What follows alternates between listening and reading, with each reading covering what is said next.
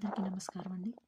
ఈరోజు నేను చేయబోతున్న వీడియో ఏంటంటే, బాబా గారి సచ్చరిత్ర పుస్తకంలో నుంచి కాదు, జనరల్ టాపిక్స్‌గా చేస్తుంటాం కదా! అలాగే ఒక వీడియో చేయబోతున్నాను. అదేంటంటే ఆహ్, ప్రశాంతమైన జీవనం.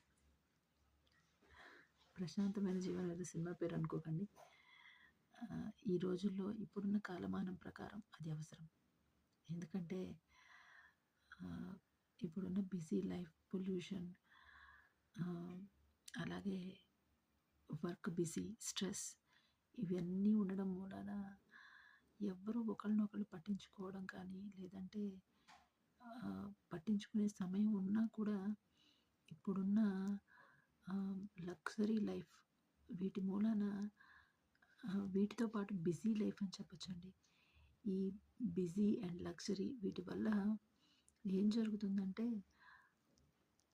సమయం ఉండడం లేదు ఎవరికీ. ఒకళ్ళనొకళ్ళు పట్టించుకోవడానికి కానీ, లేదంటే ఒకవేళ పట్టించుకునే సమయం ఉన్నా అసలెందుకు పెట్టాలి వాళ్ళకి అనే ఒక ఫీలింగ్‌తో ఇష్టపడడం లేదు. ఎవ్వరూ కూడా పక్కన ఎవరింట్లో ఏం జరుగుతుందనేది పక్క ఇంటి వాళ్ళ కనీసం వాళ్ళ పేర్లు కూడా ఈ రోజుల్లో ఎవరికీ తెలీదు. అలా ఉన్నారనమాట లైఫ్‌లో. ఈ బిజీ లైఫ్‌లో. ఇంకా చెప్పాలంటే ఈర్ష్య కానీ, ద్వేషం కానీ, లేదంటే అసూయ కానీ ఇలాంటివి ఎక్కువైపోయాయన్నమాట.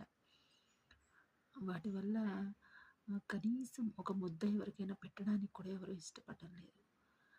వాటన్నింటినీ పక్కన పెడితే ఒకళ్ళ మీద ఒకళ్ళకి ద్వేషం అనమాట. అది ఎట్లా అంటే ఇప్పుడు వాళ్ళ దగ్గర ఒక మంచి శారీ ఉందనుకోండి. ఆ అమ్మాయి దగ్గర ఆ చీర ఉంది నాకు కూడా కావాలి. ఆ అమ్మాయి దగ్గర ఆ నెక్లెస్ ఉంది నాకు కావాలి. వాళ్ళ దగ్గర ఆ కారు ఉంది మనకు కావాలి. వీళ్ళ దగ్గర ఈ ఇల్లు ఉంది నాకు కావాలి. ఇలాంటి ఒక పోల్చుకునే పద్ధతి వల్ల ప్రశాంతమైన జీవనానికి దూరం అయిపోతున్నాము.